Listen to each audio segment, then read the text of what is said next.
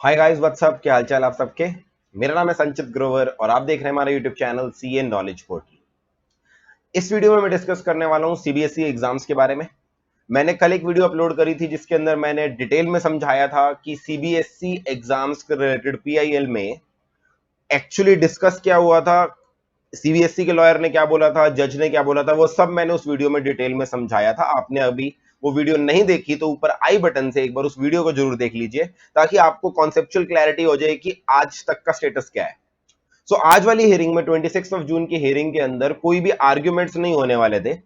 Last 25 को supreme court ने तुषार मेहता जो कि सॉलिसिटर जनरल है उनको बोला था कि जो भी प्रपोजल है तुम्हारा, जिस तरह से तुम एग्जाम कंडक्ट कराने वाले हो फ्यूचर में या जिस तरह से तुम मार्क्स देने वाले हो, उसकी मुझे एक डिटेल्ड नोटिफिकेशन ला के दो। यदि मुझे नोटिफिकेशन अच्छी लगेगी तो मैं इस केस को डिसमिस कर दूंगा। तो आज जैसी ही आर्ग्यूमेंट शुरू हुई सुबह, तुषार मेहता ने उस नोटिफिकेशन को प्रेजेंट किया। And let me tell you, अभी उस नोटिफिकेशन को देखेंगे, मगर let me tell you, notification को देखकर सुप्रीम कोर्ट सेटिस्फाइड हुआ और सुप्रीम कोर्ट ने इस केस को आज डिसमिस कर दिया है। यानी ये पीआईएल अब खत्म हो गई है। रीजन बीइंग क्योंकि सीबीएसई ने खुद ही एक्सेप्ट कर लिया कि हम एग्जाम कैंसिल कर रहे हैं और मार्क्स देने का एक सेटिस्फैक्टरी क्राइटेरिया दे दिया। तो अब जो क्विकली आते हैं इस नोटिफिकेशन के ऊपर कि सीबीएसई ने इसके अंदर क्या बोला है। वर्ड बाय वर्ड रीड करते हैं नोटिफिकेशन को ताकि कोई भी इंटरप्रिटेशन इशू ना हो। मैं देख रहा हूं कुछ न्यूज़पेपर्स के अंदर, कुछ न्यूज चैनल के अंदर ओवर सिंप्लीफाइड वे में समझाया जा रहा है। मैं एक एक लाइन पढ़ूंगा सीबीएसई की नोटिफिकेशन में, यानी आपके दिमाग में जो भी डाउट है वो ऑटोमेटिकली इस वीडियो से क्लियर हो जाएंगे। Let's start. Keeping in view the request received from various state governments and the change circumstances as on date following has been decided. सबसे पहली चीज, examination for class 10th and 12th which was scheduled from 1st July to 15th stand cancelled। पहली चीज तो notification में उन्होंने क्या बोला कि आप कैंसिल हो गई आपकी एग्जाम्स। ये चीज उन्होंने कल अपनी कोर्ट में भी बोल दी थी। assessment of the performance of the students in the cancelled examination will be done based on the assessment scheme suggested by the competent authority of the CBSE for the declaration of results। ये वाला point 2 है जो आज उनको बताना था कि क्योंकि हम अपने एग्जाम कैंसिल कर रहे हैं, बच्चों के मार्क्स कैसे आएंगे, रिजल्ट कैसे आएंगे, उसमें उन्होंने बोला है the said scheme is mentioned as per para 7 below.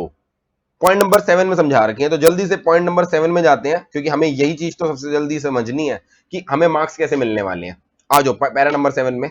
For the students of both class 10th and 12th who have completed all their examination, their result will be declared based on their performance in the examination। अब मुझे नहीं पता ये कौन सी category of students हैं जिनके सारे exam हो गए हैं, बट शायद सीबीएसई ने नोटिस किया होगा कि ऐसे स्टूडेंट्स भी होंगे जिनके कोई भी एग्जाम पेंडिंग नहीं है। वो कह रहे हैं जिनके सारे एग्जाम हो चुके हैं उनके तो हम एक्चुअल बेसिस पे मार्क्स दे देंगे। But I assume point number A में ज्यादा स्टूडेंट नहीं होते होंगे क्योंकि जहां तक मुझे पता है सारे स्टूडेंट्स का बिजनेस स्टडीज का एग्जाम पेंडिंग था। तो पॉइंट नंबर ए होगा किसी कैटेगरी ऑफ स्टूडेंट्स के लिए। I don't want to comment on it. Point number B आते हैं, ये हमारे majority students point number B में फॉल करेंगे। For students who have appeared in the examination for more than 3 subjects, now as per the information that I have right now, majority students वो हैं जिनके 4 exam हो चुके हैं और business studies का एग्जाम रह गया है। यानी उनका जो भी ऑप्शनल है, मैथ्स, आईटी, फिजिकल, ये भी हो चुका है, मैथ अपना इकोनॉमिक्स हो चुका है, अकाउंटेंसी हो चुका है, इंग्लिश हो चुका है, 4 पेपर हो चुके हैं और बिजनेस स्टडीज रह गया। तो इसलिए मैं कह रहा हूं majority students point B category में आएंगे। उसके लिए उन्होंने क्या बोला, the average of the marks obtained in the best 3 performing subjects will be awarded in the subject whose examination have not been conducted. वो कह रहे हैं जो सब्जेक्ट नहीं हुआ उसके मार्क्स हम एज्यूम करेंगे। क्या 4 पेपर जो आपके हो गए उन चारों के मार्क्स लेंगे, उनमें से जो भी बेस्ट 3 होंगे उन बेस्ट 3 का एवरेज ले लेंगे। जरा इसको एक एग्जांपल से समझते हैं ताकि कोई डाउट ना रहे। मैंने यहां पर एक बार अपना एक एग्जांपल डिजाइन कर लिया कि कितने कितने मार्क्स आए। मैथ्स में, आईटी में मैं एज्यूम कर रहा हूं आपके 94 आए। अब आधे बच्चे सोच रहे होंगे सर बड़े जेनरस हो आप, तो हमें 94 मार्क्स दे दिए। कोई नहीं, मेरा दिल बहुत बड़ा है। अकाउंटेंसी के अंदर 98 मार्क्स आए। इंग्लिश के अंदर एक मिनट के लिए मान लेता हूं 90 आए और इकोनॉमिक्स, क्योंकि मेरा सब्जेक्ट इकोनॉमिक्स है सीए के अंदर, इसलिए मैं उसमें 99 देता हूं आपको। अब ये 4 सब्जेक्ट्स हैं, इन 4 में से हम बेस्ट 3 लेंगे, इकोनॉमिक्स, अकाउंटेंसी और मैथ्स।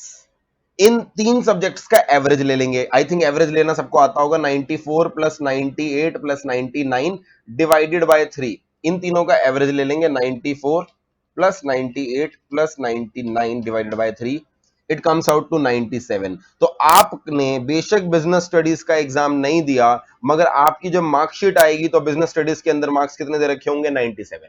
इस तरह से सीबीएसई कंप्यूट करेगा, चार में से बेस्ट तीन उठाएगा, and I think it is the perfect strategy. उसने चारों को कंसीडर नहीं किया, बेस्ट थ्री को परफॉर्म किया, ताकि आपका कोई एक एग्जाम गलत भी हुआ है, आपका एक एग्जाम अच्छा नहीं भी हुआ, तो भी आपके मार्क्स कम नहीं होंगे। Coming back to the notification for students who have appeared in the examination in only 3 subjects. कुछ बच्चे ऐसे हैं, जहां तक मुझे सुनने में आया, उनका शायद इनमें से कोई एक एग्जाम नहीं हुआ, आई एम नॉट श्योर कौन सा नहीं हुआ, इनमें से शायद नहीं हुआ, तो मैं 1 मिनट के लिए इसको हटा देता हूं। मान लेते हैं ये वाला पेपर आपका हुआ ही नहीं, फिर तो आपके पास 3 पेपर बचे। उस केस में क्या होगा? वहां पे हमारा सीबीएसई कह रहा था average of the marks obtained in the best 2 performing subjects will be awarded. जो 3 पेपर आपने दिए, इनमें से बेस्ट 2 लिए जाएंगे। बेस्ट 2 में अगर मैं लूं तो क्या आ जाएगा? हमारा इंग्लिश हट जाएगा, इकोनॉमिक्स और अकाउंटेंसी बेस्ट 2 के हिसाब से आएगा। तो 98 plus 99 divided by 2 comes out to 98.5। आपके बिजनेस स्टडीज में भी 98.5 माने जाएंगे, और 1 मिनट के लिए मैं मान के चलूं फिजिकल एजुकेशन का पेपर या आईटी का पेपर या मैथ्स का पेपर है, उसमें भी 98.5। यानी ये कैटेगरी के बच्चे के तो मौज हो गई, उनके 3 पेपर में से बेस्ट 2 को उठाया, और वही मार्क्स जो बेस्ट 2 में आ रहे हैं वो बाकी 2 सब्जेक्ट्स में दे दी। मौज ही मौज है उनकी तो। Point number D. There are very few students of class 12, mainly from Delhi, who have appeared in the examinations with only 1 or 2 subjects. Delhi में भी नॉर्थ ईस्ट दिल्ली के अंदर, क्योंकि एग्जाम कैंसिल हो गए थे because of the violence those days, तो दिल्ली में कुछ स्टूडेंट्स वो कह रहे हैं ऐसे हैं जिनके 1 और 2 सब्जेक्ट हुए हैं। There result will be declared on the performance in the appeared subjects and the performance in the internal practical और प्रोजेक्ट असेसमेंट्स। अब यहां पर उन्होंने क्लैरिटी नहीं दी कि किसको कितनी वेटेज देंगे, मगर पॉइंट नंबर डी सिर्फ किसके लिए रेलेवेंट है? दिल्ली वाले स्टूडेंट्स के लिए, और वो दिल्ली वाले स्टूडेंट्स नॉर्थ ईस्ट दिल्ली के, जिनके वायलेंस के चक्कर में बाकी एग्जाम भी नहीं हुए थे। ठीक है, बट आगे की लाइन सबके लिए एप्लीकेबल है, वो मैं भी आपको समझा दूंगा। Now coming back to the same points, point number 3 पे वापस आते हैं। पॉइंट नंबर 2 पढ़ लिया हमने, मेरे हिसाब से आप सबको क्लैरिटी होगी एग्जाम्स में मार्क्स कैसे मिलेंगे। Result based on the aforesaid assessment will be declared by 15th of July so that the candidates can seek admission in higher education institution. 15 जुलाई तक आपका रिजल्ट आ जाएगा, ताकि उसके बेसिस पे आप अपने कॉलेज वगैरह में एडमिशन ले सकते हो। However, for class 12th, CBSE will conduct an optional exam in the subjects whose examinations were scheduled to be conducted from 1st July to 15 जुलाई। जो एग्जाम कैंसिल हुआ है आपका, 1 या 2 एग्जाम, उसके बाद में एग्जाम होंगे ऑप्शनली। मैंने कल वाली वीडियो में आपको समझाया था, ऑप्ट आउट स्कीम होगी। अगर आप ऑप्ट आउट कर रहे हो तो ऑटोमेटिकली आपका रिजल्ट आ जाएगा, अगर आप एग्जाम देना चाहते हो तो बाद में एग्जाम आपका लिया जाएगा। as soon as the conditions are conducive as assessed and decided by the central government। कोई डेट कमिट नहीं कर रहे, जिन इंस्टीट्यूट ने डेट कमिट करी है, जैसे सी इंस्टीट्यूट, वो खुद ही नहीं करा पा रहे, तो इसलिए सीबीएसई ने बोला हम कोई डेट नहीं बता रहे, बट हाँ हम फ्यूचर में एग्जाम कंडक्ट करेंगे। Candidate whose results will be declared based on the assessment scheme will be allowed to appear in these optional examinations to improve their performance if they wish to do so। मतलब मर्जी है, अगर अपने ये average marks जो अभी मैंने आपको करके दिखाया उससे सेटिस्फाइड हो तो भूल जाओ, कोई एग्जाम नहीं देने। However, the marks obtained by a candidate in these optional examination will be treated as final for those who have opted। अगर आपने आपके एवरेज के हिसाब से मान लो बन रहे थे 96 मार्क्स, आपने कहा नहीं 96 से ज्यादा आएंगे मेरे स्टडीज में, आप एग्जाम में बैठे उस ऑप्शनल एग्जाम में, मगर आपके 92 मार्क्स आए, तो फिर 92 एक्सेप्ट होंगे, फिर ये एवरेज वाला फंडा नहीं लगेगा। तो बड़े सोच समझ के, जिस बच्चे ने इंप्रूवमेंट के लिए जाना है, बड़े सोच समझ के जाना, अदरवाइज जो मार्क्स मिल रहे हैं माता का प्रसाद समझ के उसको एक्सेप्ट कर लो। For class 10 students, no further examination will be conducted and the result declared by CBSE will be final। 10th class के लिए कोई ऑप्शनल नहीं होगा, ये चीज कल ही तुषार मेहता ने कोर्ट के सामने बोल दी थी। For class 12th, the result declared by CBSE will be considered as final unless the students opt for serial number 4। यानी अगर आप ये ऑप्ट नहीं करते कि मुझे इंप्रूवमेंट एग्जाम देना है, जो भी 15 जुलाई को आपका रिजल्ट आएगा एवरेज बेसिस पर, वो आपका रिजल्ट फाइनल होगा, और उसी रिजल्ट से बेसिस पर आप यूनिवर्सिटीज में एडमिशन ले सकते हो, या जो भी आपने हायर स्टडीज करनी है कर सकते हो। तो आई थिंक ये पूरी डिटेल नोटिफिकेशन सारे क्वेश्चंस एड्रेस करती है। मेरे हिसाब से इस चीज को देखने के बाद कोई क्वेश्चन होगा नहीं। मैंने आपको एक न्यूमेरिकल एग्जांपल लेके भी दिखा दिया। अब एक चीज ध्यान रखना, जितने भी 12th क्लास स्टूडेंट्स मुझे सुन रहे हैं, आपने अपनी जिंदगी के लगभग 3 महीने खराब कर लिए। क्यों? क्योंकि मोस्ट ऑफ द स्टूडेंट्स मुझे पता है इस समय किसी भी फर्दर एग्जामिनेशन की तैयारी नहीं कर रहे हैं, एडमिशन प्रोसेस तो हुआ ही नहीं।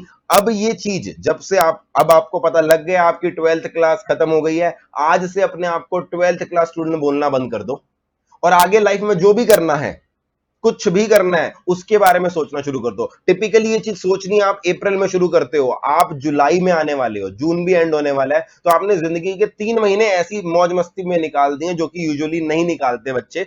1 अप्रैल से मैंने देखा है बच्चे सोचना शुरू कर देते हैं आगे क्या करना है। एटलीस्ट अब जब ये डिसाइड हो गया कि आपके एग्जाम नहीं होंगे, भूल जाओ 12th क्लास के स्टूडेंट हो आप और आगे के बारे में सोचो कि आगे लाइफ में आपको क्या करना है। So this was a small video from my side with regard to the marking scheme. I hope you like the video. अगर पसंद आई है तो लाइक बटन दबाओ और शेयर करो उन सारे फ्रेंड्स के साथ जिनको ये वीडियो इंपैक्ट कर रही है। Thank you so much and I will meet you in my next videos. This was Sanchit Grover with you. Thank you so much.